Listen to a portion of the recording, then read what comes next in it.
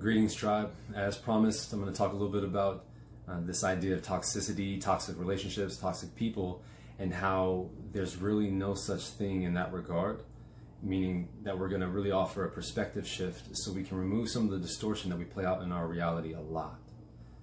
Now, when you think of the idea of toxicity, like I mentioned in the other video, we often want to believe that our life is or plays out the way it does, or our circumstances are because of someone else. And it's easy to want to do that. It's easy to want to pass off blame. It's easy to want to judge. When you start living from creatorhood, though, especially your empowered conscious creatorhood, it is important to be able to take full responsibility for your life and ownership. Now, how reality creation works is that everything flows from an internal cause to an external effect in every capacity, right? Even if we're talking about childhood, we can get to that in a minute, or actually make that probably its own video because we can go into the depths of that. So we'll just focus right now on this particular aspect. Everything's an internal cause, external effect. That means that by the time anything is a physical experience, it's already the side effect. It's already the side effect.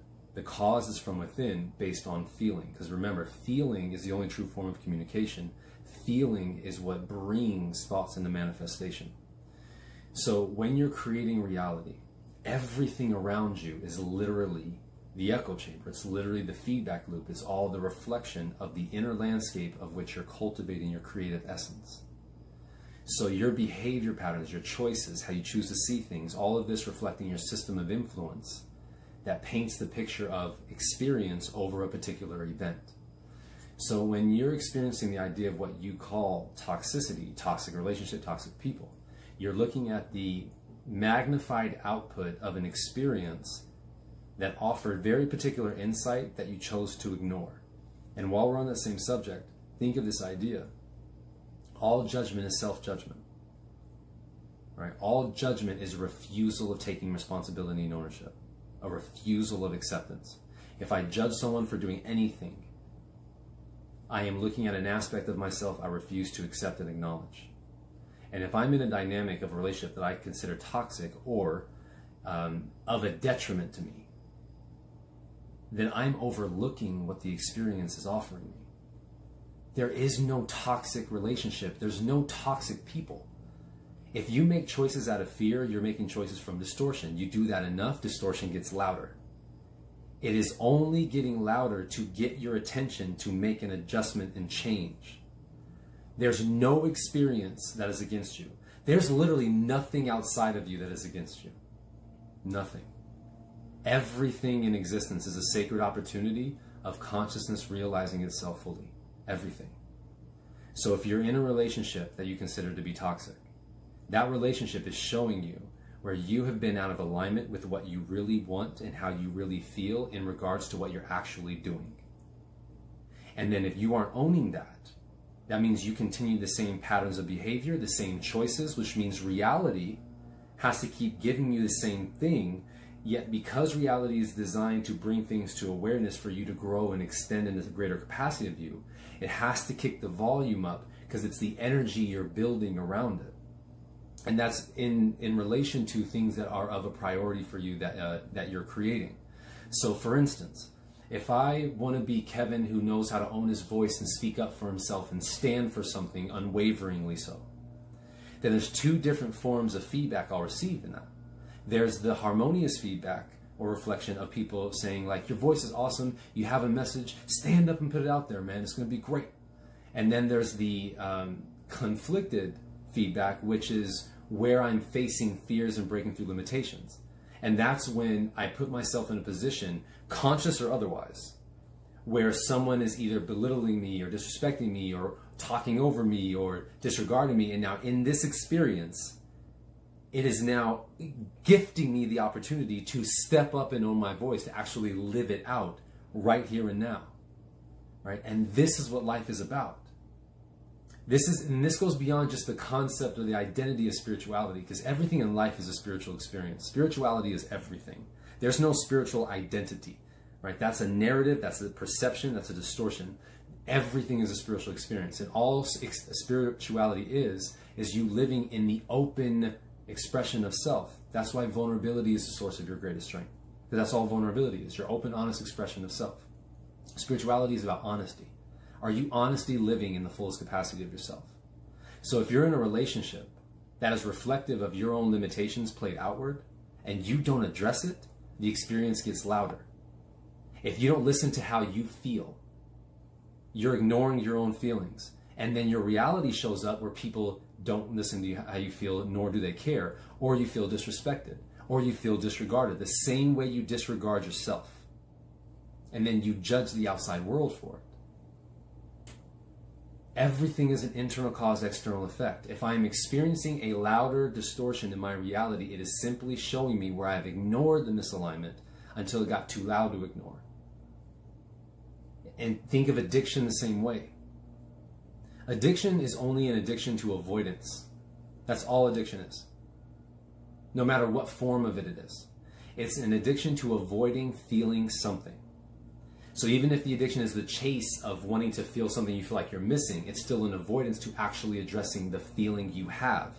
So if that becomes like drugs, alcohol, sex, television, food, no matter what it is, you have an addiction to avoiding feeling something you do not feel like you're capable of addressing for whatever reason.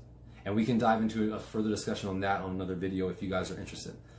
So when it comes to toxicity, if someone's playing out a narrative of fear-based thought patterns and choices, they're simply revealing where they're limiting their experience. And if you don't address it, you just create more louder distortions. So the same way if you abuse yourself internally and mentally, if you constantly do that to yourself and you don't ever address that, you will lead yourself into either having abusive friendships or abusive family or abusive partner. And not because you deserve it in terms of like you're a shitty person or a worthless person who doesn't deserve to be loved and recognized. It is your experience heightening the volume to tell you there is an adjustment that has to be made within your choices, within your thought patterns, and how and what standards you're setting for your life. No one is against you. Even if people think they have it out for you, that's not even why they're doing it. It's just whatever you represent to them that they don't know how to deal with. Still isn't personal. So when we judge our experiences, we completely miss the point. Everything is a sacred opportunity. The sacred opportunity is the way experience shows up for you to realize yourself fully, and every experience grants the opportunity to do that no matter what it is. The difference is when you're so busy judging the experience, you're missing the point.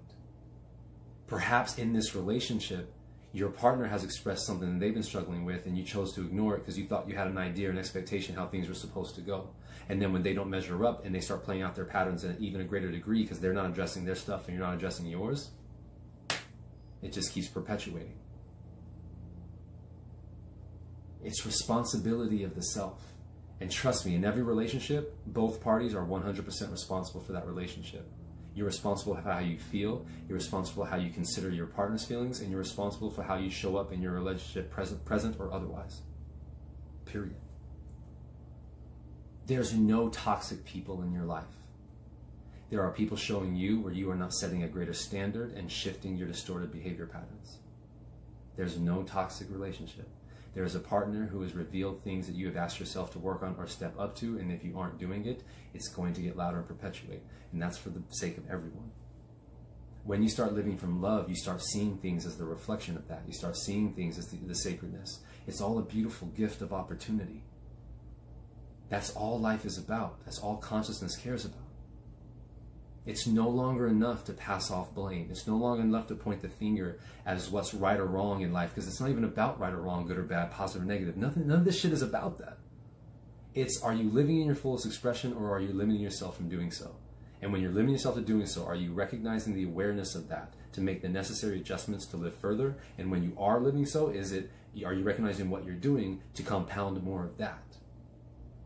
If you approach life from that angle, toxicity fades, energy vampires fade, all the stories that you use as a reason why you aren't cultivating greater energy in yourself, demanding a greater standard of your environment, and showing up as the partner that you want to experience, the friend you want to experience, the man you want to be, the woman you want to be. If you aren't doing that, you're missing the point. That's the game we're in. Love simply demands that you step up and thrive in it. It demands it. It just doesn't force it. Remember, love starts with you and starts with everything you thought didn't deserve it. So the next time you find yourself wanting to say this toxic person, these toxic people, this toxic partner, stop and look at what you're doing in relation to where you want to be. So you'll realize what you're creating, and you can honor the person for showing up in reflection to bring that to your awareness and make a different choice from love. You do not have to judge other people to change your life. You do not have to judge yourself to change your life. You do have to take responsibility for yourself. You do have to acknowledge the way people are showing up. And you do have to recognize what you're willing to accept and grow into, or tolerate and settle. That's the difference. I hope this video was helpful for you guys in this regard, and we'll keep it pumping. If you have any questions, please leave it in the comments. If you want me to go a little further in any angle for you, if you want a couple more specific examples for you, let me know, and we'll keep building this. I'm feeling super activated to keep it going, so we'll rock with it. Blessings, guys.